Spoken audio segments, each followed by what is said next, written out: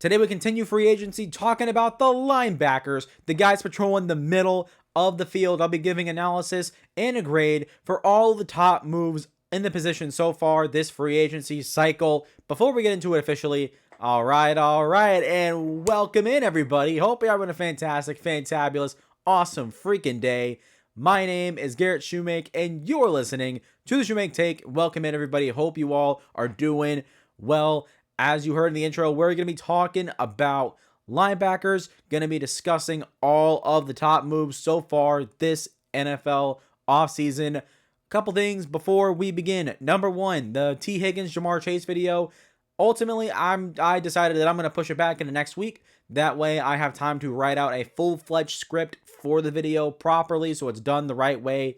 And also, that way, you guys have a video to watch next week and kind of talk about. I know that I don't know if I'm building a reputation for it yet, but I've noticed that, when I make videos, everything comes out a little bit late compared to when everything came out. Like all this stuff about the linebackers and all the defensive videos that I'm making this week, all that stuff is approaching like 2 weeks old to this point. But the thing is, I work and it's hard. It's hard trying to manage work and making these videos come out on time and, scripting everything out. And also, I'm not a very good scheduler either. That doesn't help. I'm kind of notorious, in my immediate circle of not being able to plan stuff and schedule things properly. And something always gets pushed back. So I got to get better at that. But that is something that I'm kind of known for in my personal life. But I apologize. But hey, you guys will be getting a better video, and it's going to be coming out next week. So you guys have content as I work on my reviving social media and posting a bunch of clips onto my social media platforms, right, and get that going. So there is that. And also, before we begin, if you're new around here on the channel and you like what you're listening to, please consider hitting the like button and the subscribe button. It's free, only takes a couple of seconds, and it helps the channel out tremendously as I continue to grow and spread my football passion to more and more people on the platform. So without further ado, let's get into it, talking about the linebackers, beginning with the Seattle Seahawks re-signing Ernest Jones to a 3-year, $33 million deal, $15 million guaranteed. This one is a solid B+. Ernest Jones was a guy that showed a lot of talent and a lot of starting potential when he was with the LA Rams, and then he gets traded to my Tennessee Titans before the 2024 season. We had him for about 7-8 games, right before the trade deadline. We traded him at the trade deadline where he went to Seattle and absolutely balled out. He also balled out in Tennessee. He was one of our best defenders through that first half of the season, but obviously the rest of the team was garbage. So we got rid of him, got some picks back, and there we go. He goes to Seattle, balls out, and now signs this extension with Seattle, finding his long-term home, which I'm happy for him. But also, the thing with Ernest Jones is not only is he still a young player, but also he's very instinctual, he's very athletic, he's very explosive. He's one heck of an athlete. I think Ernest Jones has genuinely top 10 linebacker potential in the NFL. Obviously, I don't know enough to say that with a die on the hill definitiveness, but I'm very confident in my belief that with watching Ernest Jones play in Tennessee, seeing what he did with the Rams, and then seeing what he did in Seattle and the contract that he got, I believe that Ernest Jones could become one of the league's elite linebackers, and he definitely has the athleticism, he has the instincts to make it happen. I really love him as a player, so bringing him back in Seattle, who also, I guess, as I reiterate, a young guy, right? You pair him with rookie Tyrese Knight, who was really impressive as a rookie, and now you have your linebacker core locked in for a very long time in Seattle, and there's not much of a better feeling you can have on defense than having a really, really good linebacker patrolling the middle of the field, because you can have your star edge rusher, you can have your star corner, your star safety, right? You can have elite players at any position on the defense, but linebacker is just something that's different. You look at what the 49ers defense has normally been, eliminating last year in that disaster that it was for San Francisco. But you talk about Roquan Smith in Baltimore. You to look at some of these top tier defenses and what do they have? Oh, Philly with Zach Bond. What do they have?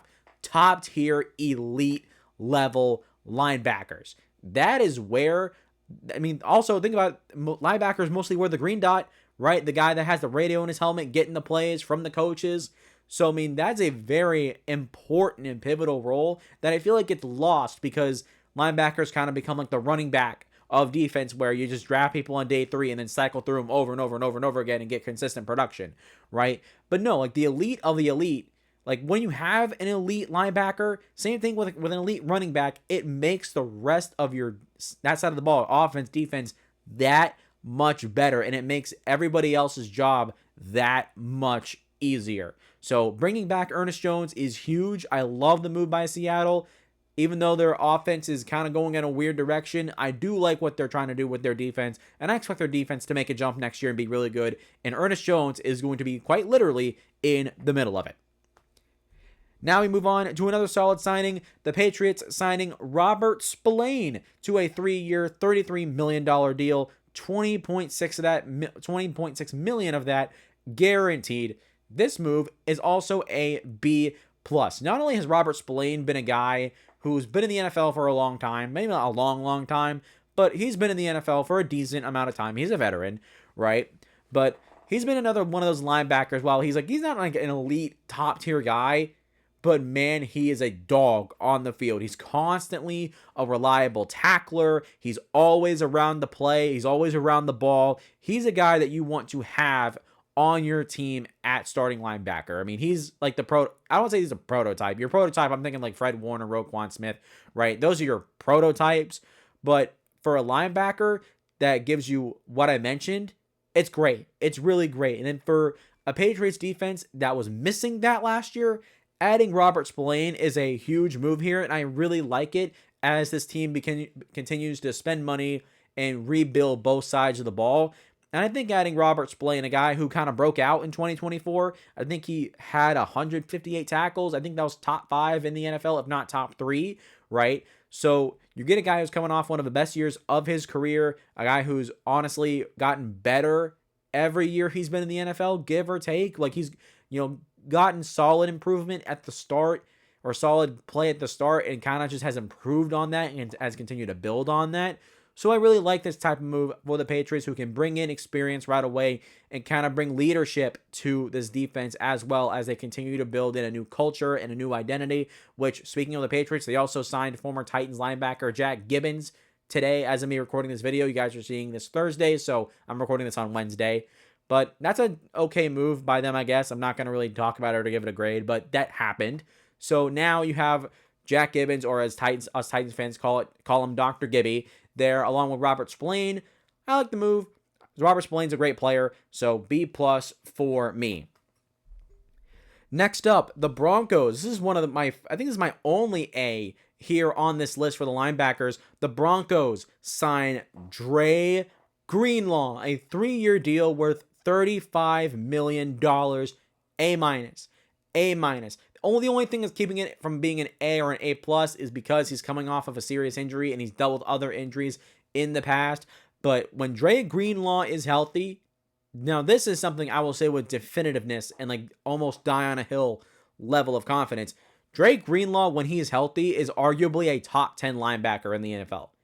Think about that for a second. San Francisco, he was obviously overshadowed by Fred Warner, but make no mistake about it, Dre Greenlaw is a really, really good football player. Not only does he have the instincts, he has the athleticism, he has all the tools in the world to be a top 10 linebacker, which I think he is. He's proven that in his time in San Francisco.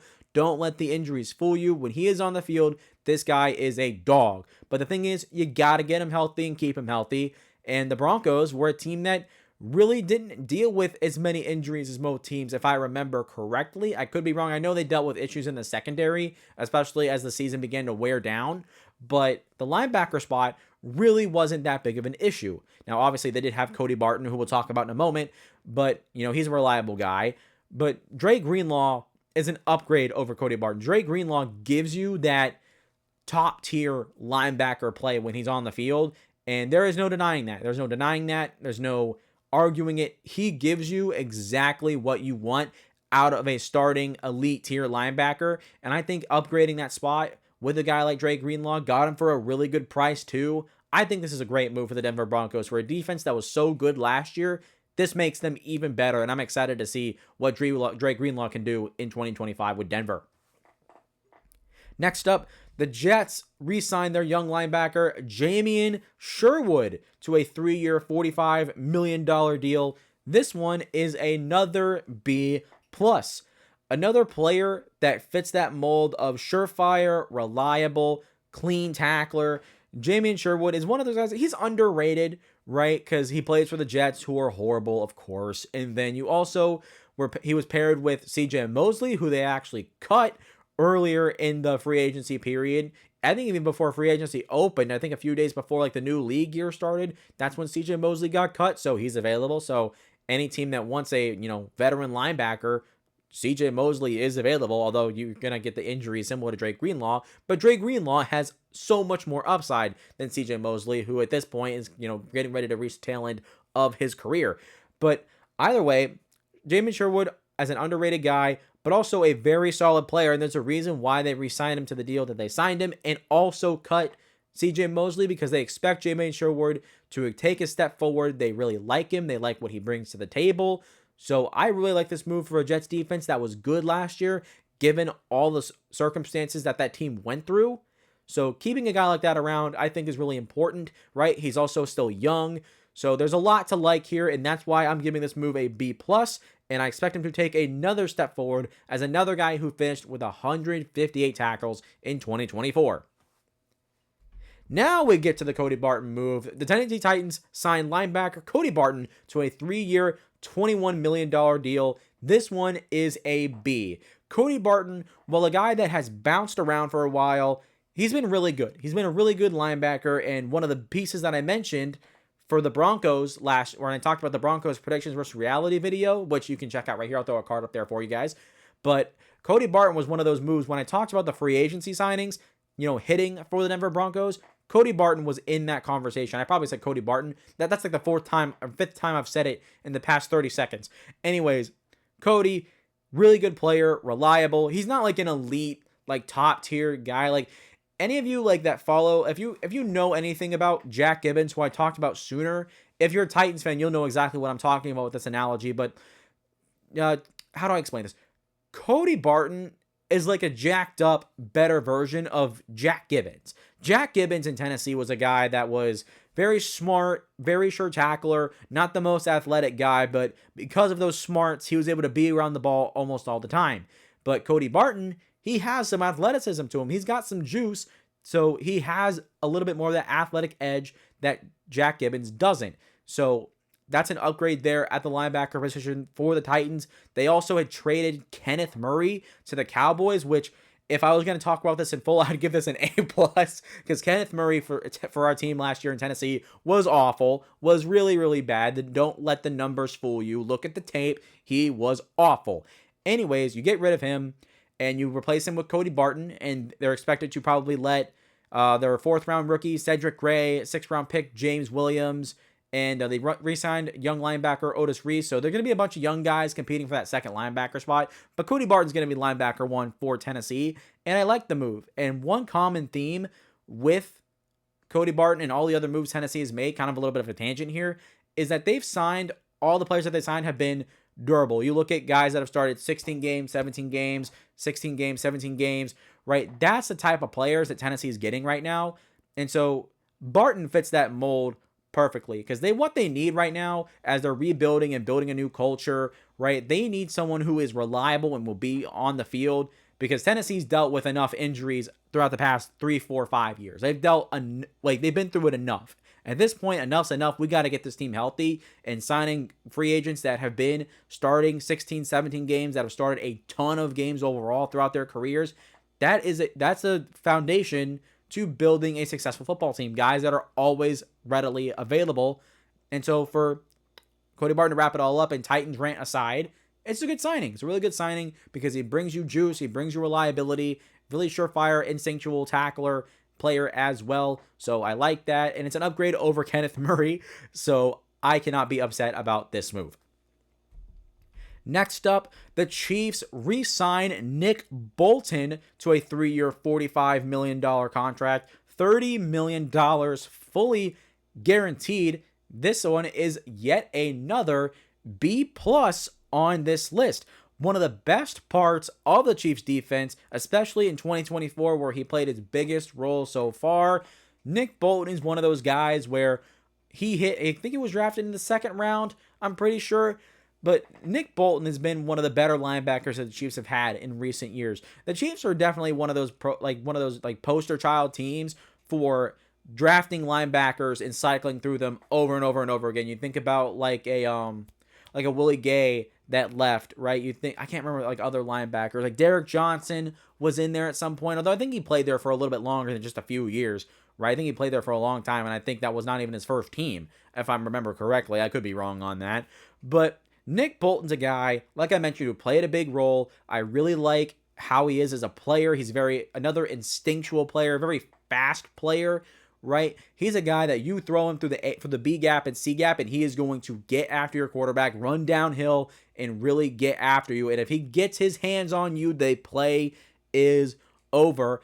And for a Chiefs defense that really stepped it up big in 2024, he was a big part of that. So keeping him around was important, right? And it also allows him to, well, not him, it allows the Chiefs defense to retain some continuity at that position, which it hasn't had. And the thing is, like, you're playing a very dangerous game with like linebackers and running backs, like these positions that you cycle through players over and over and over again, because you don't want to do it to a point where you have no consistency at that position. Because I know, like, okay, Nick Bolton's been there for a couple of years, like Willie Gay was, Nick Bolton steps in, then they draft another linebacker, and hypothetically Nick Bolton leaves, right? And that guy steps in and takes Nick Bolton's place. Like, obviously that type of continuity exists, but at some point, like, you gotta hit one that's really good, lock them down like they did with Nick Bolton, and keep them there for a long time. Because, like I mentioned, linebacker is one of the most important positions on the defense, where, just like running back, if you have an elite one, it makes your defense that much better. So keeping Nick Bolton around was very important because of what he gave the Chiefs in 2024,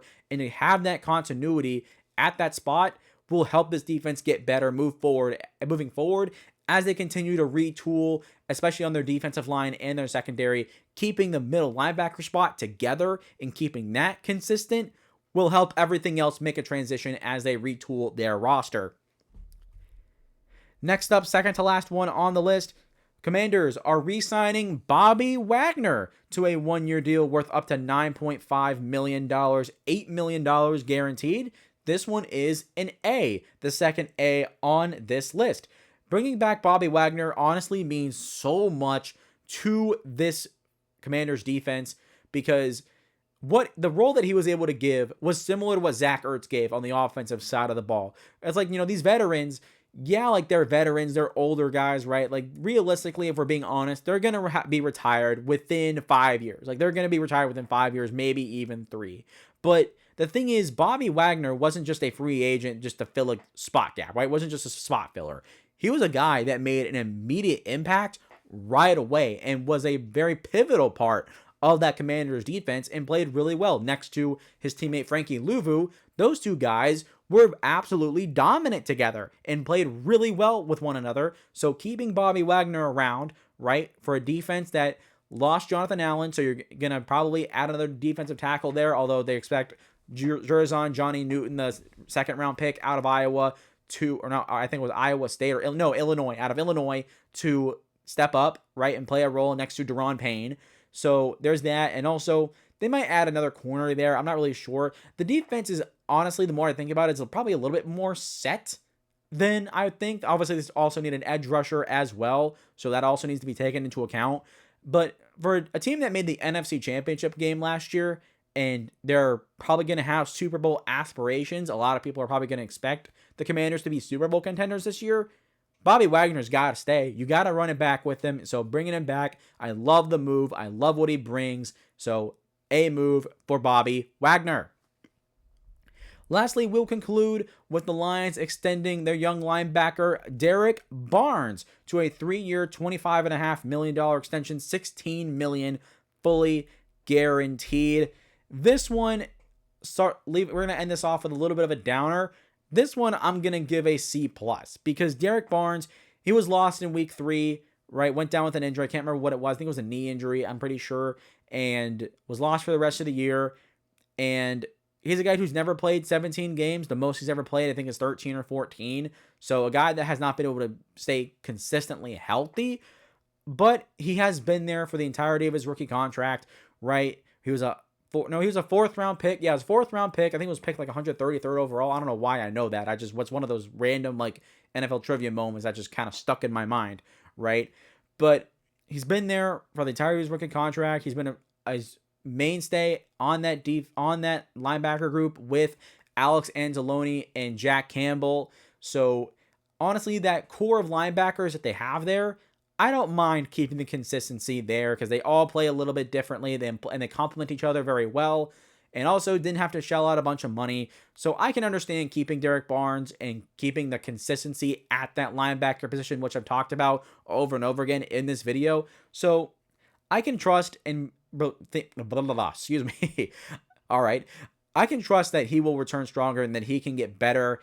And under new DC Kelvin Shepherd, that's a piece that I would like to see improve with one another as 2025 hits us and as the season will continue to go on from there. But right now, to see plus is because of the injuries, right?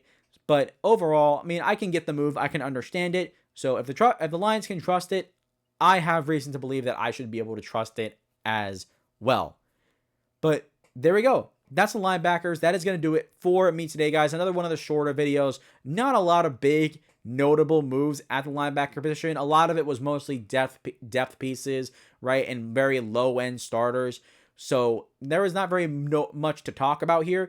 But I think a lot of these linebackers moving around is a very cool thing to see because linebacker, like I mentioned over and over this episode, linebackers are a very important position.